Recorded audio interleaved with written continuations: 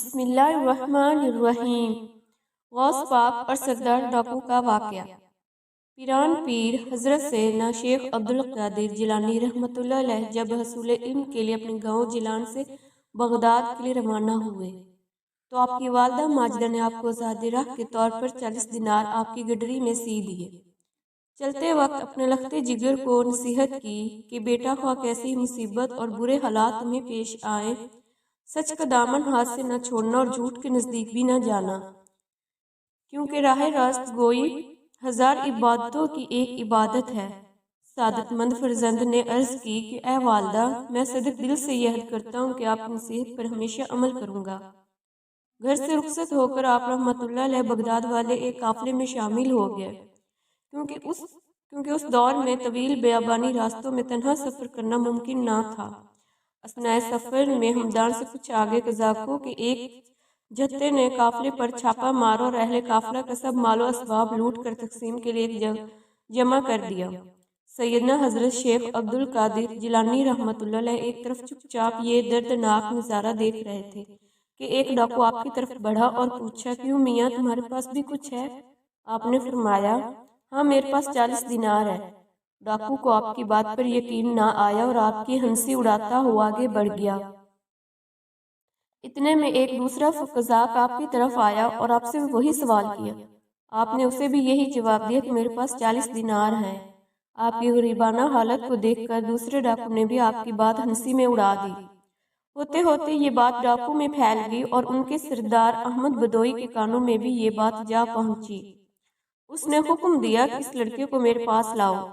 ڈاکو آپ رحمۃ اللہ علیہ کو اپنے سردار کے سامنے لے گئے۔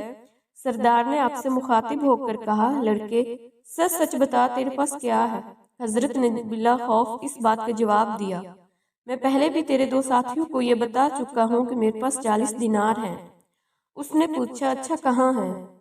حضرت نے فرمایا، میری بغل کے نیچے گڈری میں سلے ہوئے ہیں۔ سردار ایک ڈاکو کو حکم دیا کہ اس لڑکے کی تلاشی لو۔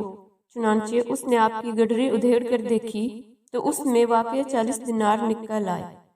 احمد بدوئی اور اس کے قزاق یہ دیکھ کر بہت حیران ہوئے۔ احمد بدوئی نے حیرانگی کے عالم میں حضرت سے پوچھا، لڑکے تمہیں معلوم ہے کہ ہم قزاق ہیں اور مسافروں کا سامان لوٹ لیتے ہیں، پھر بھی تم نے ان دیناروں کا بھید ہم پر ظاہر کر دیا، حالانکہ یہ رقم اس قدر محفوظ تھی کہ کسی کو اس کا وہم و گمان بھی گزر نہیں سکتا تھا۔ آخر کس چیز نے تمہیں سچ بولنے پر مجبور کیا؟